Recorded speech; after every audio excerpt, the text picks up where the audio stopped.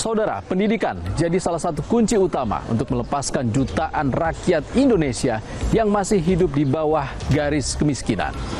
Tak hanya pemerintah, masyarakat pun mengupayakan beragam cara agar anak-anak yang lahir dari keluarga miskin bisa mengubah masa depannya jadi lebih baik. Saksikan penelusuran jurnalis Kompas TV Argan Anjani dan juru kamera Arif Zulhasmi.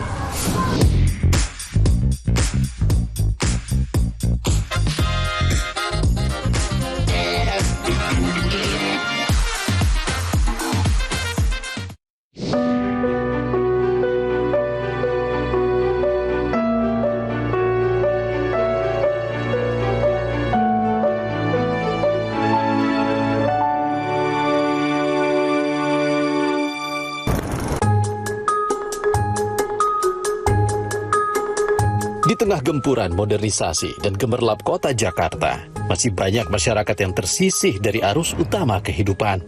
Kehidupan kaum marginal berjalan dalam keterbatasan seolah menjadi sisi gelap kota yang tak tersentuh. Pemirsa, hasil penelitian Semeru Institute pada 2019 silam sempat menjadi perdebatan publik. Penelitian itu menyebut anak yang lahir dari keluarga miskin akan cenderung miskin ketika dewasa. Bahkan yang terbaru, Wakil Menteri Sosial Republik Indonesia Agus Jabo secara kontroversi mengatakan 64% anak dari keluarga miskin diprediksi akan tetap mengalami hal serupa di masa depan. Apakah ini yang dinamakan kemiskinan struktural? Di bawah kolong jembatan di wilayah Pluit, Jakarta Utara, sekolah non-formal dari organisasi non-profit Inspiration Factory Foundation berdiri. Melalui Dream Program, organisasi ini peduli akan masa depan anak-anak marginal dengan mengembangkan bakat dan meningkatkan kreativitas demi bisa bersaing di dunia kerja di masa mendatang. Puluhan anak memanfaatkan ruang belajar hingga ruang bermain tambahan untuk membebaskan diri dari keterbatasan. Salah satunya Filza, siswi sekolah dasar ini sudah mengikuti Dream Program sejak usia 6 tahun. Filza termotivasi dari sang kakak yang lebih dulu bergabung ke Dream Program dan mendapat beasiswa dari Inspiration Factory Foundation untuk menempuh pendidikan di perguruan tinggi. Meski hidup dalam keterbatasan, Filza tak pernah menutup pintu cita-citanya untuk menjadi seorang guru. Kelas 4 SD. Selain sekolah, biasanya aku sholat, membantu orang tua seperti cuci piring, menyapu, menjaga adik, sama main sama teman. Happy. Soalnya temennya seru sama banyak, bisa diajak main. Kebetulan kakak aku dulunya kelas di sini juga. Berbagai kegiatan dilakukan Filza bersama teman-temannya, mulai dari mengasah keterampilan, interaksi sosial, berpikir kritis, hingga belajar mengatur emosi. Aku tuh dulu tuh kalau aku kayak nangis atau marah, aku tuh nggak pernah susah gitu loh gituin. Apa sih? Iya, tenanginnya. Terus sekarang aku udah bisa kayak tarik nafas, buang, terus aku cuma diem aja gitu. Aku bisa ngontrol emosi aku. Terus aku bisa jadi lebih tahu banyak. Aku juga jadi lebih menghargai teman. Keikutsertaan Filza dalam kegiatan ini tentunya tak lepas dari dukungan orang tua. Sri Sulasih, orang tua Filza, bekerja serabutan yang hanya berpenghasilan 18 hingga 36 ribu rupiah dalam satu hari. Sementara suami Sri kini bekerja sebagai teknisi setelah sebelumnya sempat berulang kali mengalami PHK. Namun Sri sadar, kondisi ekonomi yang terbatas bukan alasan untuk keempat anaknya tak mendapat pendidikan. Ya kalau dibilang cukup ya cukup, tapi kalau dibilang kurang ya gimana ya. Namanya juga pendidikan kan tanggung jawab orang tua kayak gitu. Apalagi kan aku anaknya yang satu kan memang kuliah, yang satu alhamdulillah dikuliahin dari IFS yang kakaknya loh.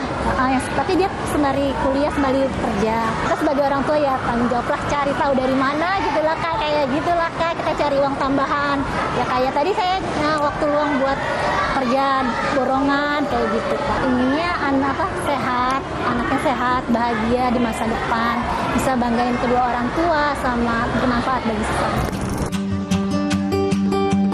Belajar keterampilan tambahan yang diikuti Filza di Dream Program pun membawa dampak positif bagi orang tua. Sri mengaku sang anak yang kini mampu mengatur emosi justru jadi pelajaran tersendiri baginya sebagai orang tua. Nah, jadi dia tuh diajarkan cara bagaimana dia marah, bagaimana ini loh marah, ini loh kecewa kayak gitu, dan cara mengekspresikannya kayak gitu. Ya, dan aku juga bisa belajar dari mereka juga ya manfaatnya. Jadi kalau misalkan marah itu harus kayak teknik kipas gitu loh, kayak buang nafas, tarik nafas kayak gitu, terus hembuskan tuh, jadi dia lebih tenang kayak gitu. Tak sekadar memberikan fasilitas belajar kepada anak-anak marginal, gerakan Inspiration Factory Foundation juga membuka peluang kaum muda terjun langsung dalam kegiatan sosial. Enrico Gracia salah satunya, karyawan sebuah perusahaan swasta yang jadi sukarelawan sejak duduk di bangku SMA. Motivasi saya adalah ingin membantu adik-adik di luar akademik. Dan memang ini cukup menarik di Inspiration Factory yang juga memberi pelajaran perilaku abad ke-21. Bahkan juga ada ice breaking yang dimana itu ada di setiap sesi selama di dalam kelas. Mengajar anak-anak tentu menjadi tantangan bagi Enrico. Namun, dengan bekal pengalaman yang dimiliki, ia justru terus termotivasi membangun kemampuan dan bakat anak-anak. Bahkan mungkin yang cukup menarik adalah ketika ada beberapa anak-anak, adik-adik yang ketika di awal-awal Dream Program itu masih malu-malu, masih susah untuk berkontribusi selama di kelas, itu semakin banyak mengikuti Dream Program, dia semakin aktif jadinya. Dan itu ada keuntungan buat kami juga, para fasilitator, di mana kami bisa membangun kemampuan dan bakat mereka yang ternyata selama ini terpendam. Para fasilitator dan mentor juga mengajarkan beragam nilai. Salah satunya perbedaan suku, ras, dan sosial bukanlah penghalang untuk saling membantu dan mendukung satu sama lain. Sebenarnya hari ini temanya adalah Bhinneka Tunggal Ika. Berbeda-beda tetapi tetap satu. Nah, seperti dilihat gelangnya itu kan ada banyak warna. Itu menunjukkan bahwa itu banyak perbedaan begitu. Nah, akhirnya kami berikan gelang itu kepada adik-adik. Ayo boleh dipilih yang berbeda warnanya. Kemudian kami bilang harus ditukar satu sama lain supaya bisa tahu, oh ini perbedaannya, oh, saya pengen yang warna ini, saya pengen yang warna ini. Dan ini juga saling bertukar itu menunjukkan solidaritas gitu. Jadi maksud arti dari gelang itu adalah itu persatuan, itu menciptakan hal yang indah. Berbeda-beda tapi warnanya bagus ketika sudah disatukan menjadi gelang. Kehidupan anak-anak marginal yang kerap mendapat stigma tak punya motivasi atau tujuan jadi alasan Jenny mendirikan Inspiration Factory Foundation. Jenny menilai anak-anak yang tersingkirkan dari kehidupan sosial perlu mendapatkan pendampingan khusus agar bisa mengubah hidupnya di masa depan. Satu momen yang mengubah hidup saya adalah ketika saya bertemu dengan seorang anak di sini, di daerah sini, dan saya bertanya kepada dia, nanti kalau udah besar mau jadi apa? Jawabannya gak jadi apa-apa. Tapi yang saya sadar nih, bukan tentang jawabannya, tapi cara dia mengatakannya. Yaitu seakan-akan dia putus harapan, seakan-akan sudah terbiasa gitu, tidak dilihat, tidak didengar. Dari situ saya sadar mungkin jika seseorang dapat dilihat, didengar, dan dihargai, itu dapat mengubah hidupnya. Dan itu sesuatu rasa yang mungkin familiar dan personal buat saya. Dan disitulah asal mula dilahirnya Inspiration Factory Foundation. Akar permasalahan anak-anak marginal melibatkan berbagai faktor, salah satunya kemiskinan. Indonesia boleh saja masuk ke kategori negara berpenghasilan menengah ke atas menurut standar Bank Dunia. Namun, 68,2% atau 194,4 juta penduduknya masih masuk kategori miskin. Sementara, menurut Badan Pusat Statistik per September 2024, tingkat kemiskinan di Indonesia sebesar 8,57% atau lebih dari 24 juta jiwa. Angka kemiskinan tertinggi ada di Provinsi Bengkulu dengan 12,32% di bawah garis kemiskinan. Disusul Provinsi Papua Pegunungan sebanyak 12,11%. Sementara di Jakarta, ada 4,14% warga Jakarta yang masih terjebak kemiskinan. Berapapun batas standar kemiskinan bisa jadi pertanyaan tanpa akhir. Namun bagi warga, ada satu soal bersama. Bagaimana cara keluar dari jerat kemiskinan? Program Pengembangan Perserikatan Bangsa-Bangsa atau UNDP di Indonesia mengungkap faktor warga terjebak dalam kemiskinan begitu kompleks. Termasuk rendahnya layanan dasar seperti pendidikan, kesehatan, air bersih, hingga sanitasi. Persoalan akses, ya kan? Mengapa kita katakan persoalan akses? Ya, akses yang kita maksudkan itu ya, pertama tentu saja akses ke layanan dasar, ya. Pendidikan, kesehatan, air dan sanitasi, ya, infrastruktur dasar. Nah, akses yang pertama adalah itu. Akses yang kedua itu adalah berupa asistensi sosial atau teknis yang memampukan komunitas ini bisa terlibat dalam kegiatan-kegiatan usaha ekonomi produktif misalnya, atau akses ke pendidikan dan pelatihan yang memampukan mereka untuk terlibat di dalam dunia kerja. Berbagai organisasi sosial kini memulai langkah nyata agar anak-anak perlahan lepas dari kemiskinan struktural, menumbuhkan harapan anak untuk masa depan yang lebih baik.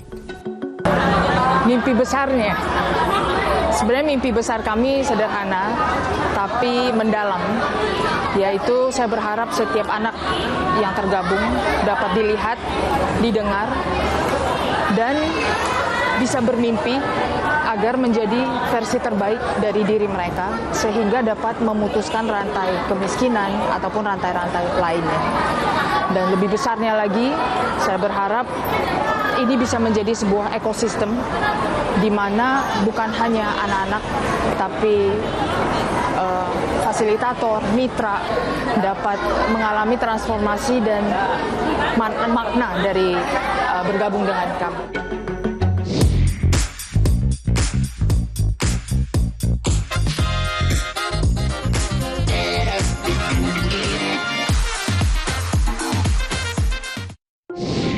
Saudara, data lembaga PBB UNESCO menyebut hanya 0,001% alias 1.000 orang Indonesia, hanya 1 orang yang memiliki minat baca. Siapkah Indonesia mencetak generasi emas? Selengkapnya usai jeda. Di situ anak-anak kita ajak baca, yuk kita baca yuk bareng-bareng, ini gratis kok, nggak bayar gitu. Nah, di situ anak-anak mau mulai pada baca, ada yang juga yang kita bacakan cerita karena sebagian besar anak-anak yang belum pada membaca ya gitu.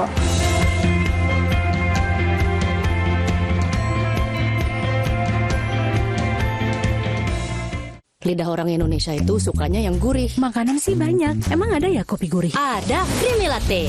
Dibuat dari kopi grade Brazil, gurih susu New Zealand. Benar, gurih. Iya, gurih. Creamy Latte, kopi latte, gurih. Omehar, minyak ikan pilihan dari laut dalam. Omehar, suplemen omega 3 esensial. Dalam mini kapsul, lebih mudah ditelan. Diproses dengan teknologi modern di Amerika. Bantu pelihara kesehatan tubuh kini dan nanti. Kelebihan nggak baik, kekurangan juga nggak baik. Lebih baik cukup. Cukup sesendok sari kurma TJ. Cukup nutrisi, cukup zat besi, cukup energi. Sari kurma TJ untuk semua kebaikan kurma Arab. Enak, halal, yakin. Kenapa gigi kita harus kuat, Pak? Gigi kuat itu penting, kayak gigi keluarga kita. Bisa makan apa aja. Pakai Ciptaden Maxi 12 Plus dengan 3 keunggulan baru, cegah gigi berlubang.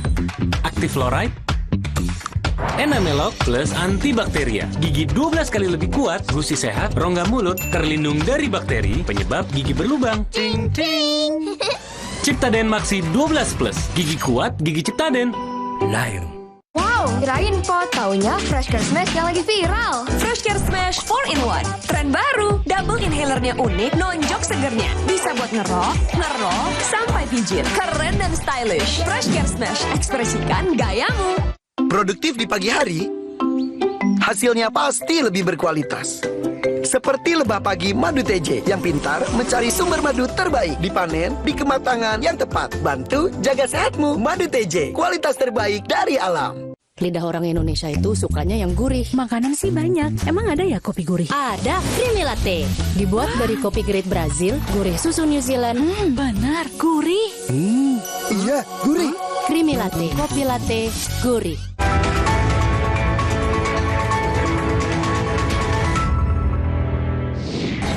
Saudara, data lembaga PBB UNESCO menyebut hanya 0,001% atau dari 1.000 orang Indonesia hanya 1 orang yang memiliki minat baca.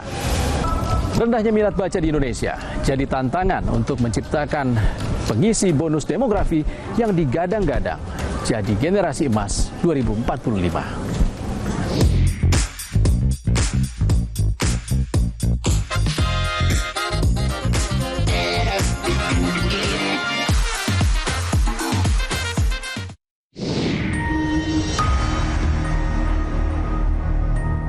Untuk mewujudkan Indonesia Emas 2045, dibutuhkan keterampilan tinggi dari generasi muda, terutama kalangan siswa dan pelajar yang akan mengisi bonus demografi Indonesia. Namun sayang, rendahnya tingkat literasi di Indonesia masih jadi masalah serius. Faktornya beragam, kualitas pendidikan tak merata, fasilitas perpustakaan yang terbatas, hingga masifnya pengaruh gawai dan media sosial. Skor keterampilan termasuk membaca orang Indonesia yang diukur dalam program for International Student Assessment atau PISA pun masih tergolong rendah. Posisi Indonesia ada pada skor 359, amat rendah bahkan jika dibandingkan dengan beberapa negara di Asia. Di tengah derasnya arus digitalisasi dan kemajuan teknologi, minat baca masyarakat Indonesia masih rendah. Data dari UNESCO menyebut 0,001 alias 1 dari 1.000 orang yang memiliki minat baca. Rendahnya tingkat literasi kerap menjadi hambatan dalam pembangunan sumber daya manusia yang unggul. Berbagai upaya terus digalakan oleh komunitas hingga pegiat literasi demi mengembalikan minat baca.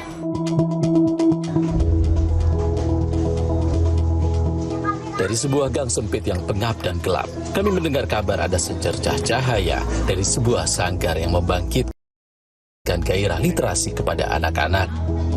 Pojok Baca ISKO katanya jadi lokasi favorit anak-anak yang gemar membaca di wilayah Kapuk, Kecamatan Cengkareng, Jakarta Barat.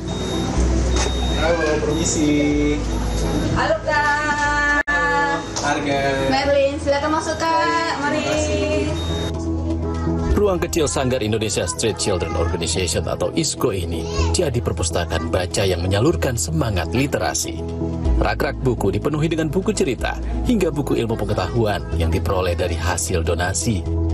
Program literasi yang digagas Indonesia Street Children Organization ini sudah berjalan 3 tahun. Tak hanya perpustakaan, anak-anak juga dilibatkan untuk menjadi duta baca yang diharapkan mampu menularkan minat baca kepada anak-anak di sekitarnya. Ina salah satunya. Sejak tahun 2013 pertama kali saya masuk ke TK kebetulan. Terus juga kebetulan kakak saya juga lulus sini. Jadi saya itu dulu cuma ikut-ikutan belajar gitu. Jadi kata mama saya sekarang aja saya masuk. Gitu. Akhirnya saya masuk ISKO dari mulai 2013 dari saya TK.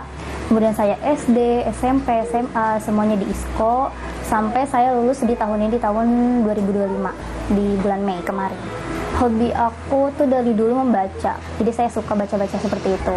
Terus diselingi dari itu saya juga suka nulis-nulis tentang diri saya sendiri, tentang pengalaman saya, tentang narasi-narasi yang ada di otak saya itu saya tulis gitu kan. Sampai akhirnya saya punya pikiran untuk membuat buku juga. Peduli dengan lingkungan sekitar untuk menumbuhkan minat baca pada anak, ISKO memiliki program membaca di mana saja. Ina bersama duta baca lainnya berperan membawa buku menggunakan kontainer yang ditarik dengan troli menuju lapangan yang menjadi pusat anak-anak berkumpul. Di situ anak-anak kita ajak baca, yuk kita baca yuk bareng-bareng, ini gratis kok, nggak bayar gitu. Nah, situ anak-anak mau play pada baca, ada yang juga yang kita bacakan cerita karena sebagian besar anak-anak yang belum pada membaca ya gitu. Terus juga karena di sini tuh wilayah padat penduduk, banyak banget anak-anak yang putus sekolah. Nah, di sana jadi saya sendiri sebagai duta baca tuh sangat bersemangat banget loh buat ngajarin mereka baca karena kapan lagi ada baca gratis gitu, itu kan juga bisa buat belajar dia dari kini gitu. Namun niat mulia Ina dan teman-temannya tak selalu berjalan mulus. Ajakan untuk membaca buku tak jarang mendapat penolakan, justru dari orang tua anak-anak yang ada di sekitarnya.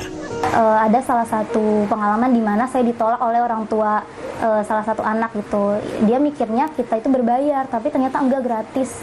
Jadi ya udah mau nggak mau kita harus menjelaskan dari awal, kita itu ada program baca Bu, ini gratis, jadi nggak dipungut biaya, Ibu nggak perlu khawatir gitu anak-anak. Saya cuma mau ngajak anak Ibu baca gitu.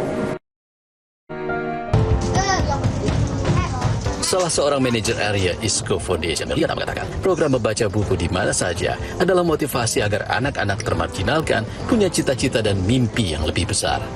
Artinya kita bicara akses gitu loh. Mungkin dari adik-adik ini ada juga yang mau membaca, atau orang tuanya mungkin juga mau anaknya membaca, tapi kan buku-buku bacaan yang mau dibaca kan tidak tersedia. Itu salah satu tantangannya, apalagi buku bergambar yang susah diakses dan sedikit mahal. Ini juga kita bisa melihat juga perpustakaan mungkin yang baik oleh yang dikelola pemerintah ataupun mungkin swasta yang jauh dari pemukiman padat penduduk. Ini yang mau kami ajak ke adik-adik, dengan membaca mereka mengetahui banyak hal di luar sana, punya mimpi yang lebih tinggi lagi. Selain upaya meningkatkan literasi, bantuan kebutuhan dasar pendidikan anak berprestasi dan tidak mampu juga jadi perhatian para pegiat sosial di ISCO Foundation. Yang kita bantu khususnya di ISCO Kapu ada 48 anak, Kak. Kita bantunya itu dari pendidikan adik-adik itu mulai dari TK, nanti kita akan lanjut SD, SMP, SMA, bahkan sampai kuliah, Kak. Jadi bantuan ISCO untuk adik-adik ini khususnya pendidikan itu berkelanjutan. Cuma yang kita bantu dari segi pendidikannya, kalau TK ya ada belajar TK di sanggar-sanggar ISCO, ada juga bantuan seragam, ada bantuan makanan, ada bantuan biaya pendidikan. Jadi apa yang mereka butuhkan untuk pendidikannya itu yang disupport oleh ISCO. Menyadari rendahnya skor Indonesia dari 3 komponen, yaitu kemampuan matematika, sains, hingga minat baca yang diukur melalui PISA, Kementerian Perencanaan Pembangunan Nasional dan Badan Perencanaan Strategis percaya, selain infrastruktur pendidikan yang merata, peningkatan kualitas tenaga pendidik juga kunci memajukan pendidikan Indonesia. Kalau kita lihat PISA kita memang masih belum baik dan bahkan agak jauh dari rata-rata negara-negara OECD. Nah, karena itu maka ke depan penyelenggaraan pendidikan itu harus ditingkatkan untuk supaya makin baik dari sisi mutu, dan itu amat sangat tergantung pada 2 hal yang paling elementer, paling esensial. Pertama itu adalah guru yang kompeten, guru yang menguasai 2 kemampuan sekaligus, mata pelajaran yang kalau kita sebut sebagai subject content knowledge, dan yang kedua pedagogical skill, kemampuan melaksanakan didaktika di dalam pembelajaran. Jadi pendidikan yang berkualitas tentu saja akan dengan sendirinya relevan dengan kebutuhan industri, kebutuhan pasar kerja. Bappenas juga menyoroti sejumlah problem pelik pendidikan tanah air. Salah satunya angka putus sekolah yang masih tinggi. Jadi kalau ada 100 anak di kelas 1 SMA atau SMK atau madrasah aliyah, yang tamat itu kira-kira 63-65 gitu. Jadi isu tingkat penyelesaian pendidikan yang masih belum baik. Tentu mengatasi kemiskinan, karena yang disasar itu adalah 20% atau 25% keluarga tidak mampu. Jadi dengan memperoleh PIP, dengan memperoleh POS, mereka akan dipastikan bisa lebih lama dalam sistem persekolahan dan menempuh pendidikan sampai selesai. Pemerintah melalui Kementerian Sosial kini tengah menggagas sekolah rakyat. Sekolah berasrama untuk anak-anak dari keluarga miskin dan miskin ekstrim. Sekolah rakyat didirikan sebagai upaya pemerintah dalam memutus rantai kemiskinan melalui pendidikan. Program yang akan dimulai pada akhir Juli nanti akan menyasar 100 titik di seluruh Indonesia. Yang utama ini adalah upaya dari Presiden Prabowo untuk memberikan kesempatan pendidikan kepada yang selama ini terlupakan, tersisih, tidak terbawa dalam proses pembangunan. Data menunjukkan masih banyak anak-anak usia sekolah yang tidak sekolah dan berpotensi putus sekolah. Ini yang menjadi perhatian dari Presiden. Maka itu yang boleh sekolah di sini itu adalah mereka-mereka yang seperti ini, yang belum terbawa ini. Beragam masalah pelik dunia pendidikan di Indonesia jadi tantangan kompleks yang tak bisa selesai dalam semalam. Serta butuh komitmen pemerintah dan kerjasama dengan berbagai lapisan masyarakat.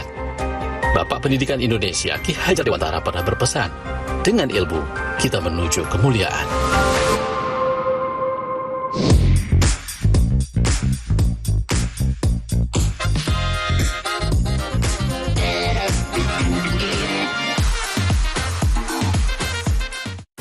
Informasi tadi menjadi penutup perjumpaan kita di 60 menit Special Report edisi kali ini. Saya, Ihsan Sitorus, pamit.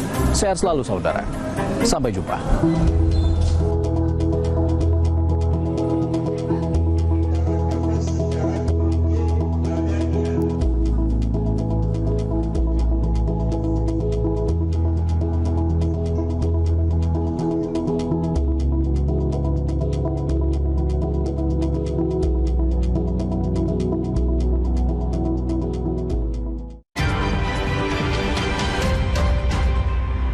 Kompas Update dipersembahkan oleh Morinaga.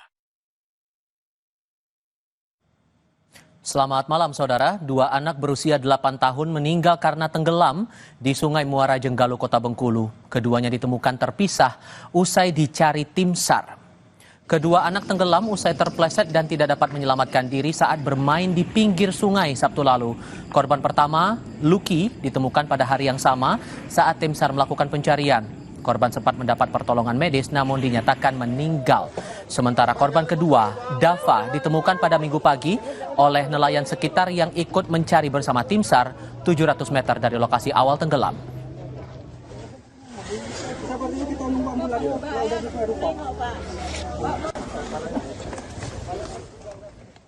Kita akan bertemu di Sapa Indonesia Malam sesaat lagi.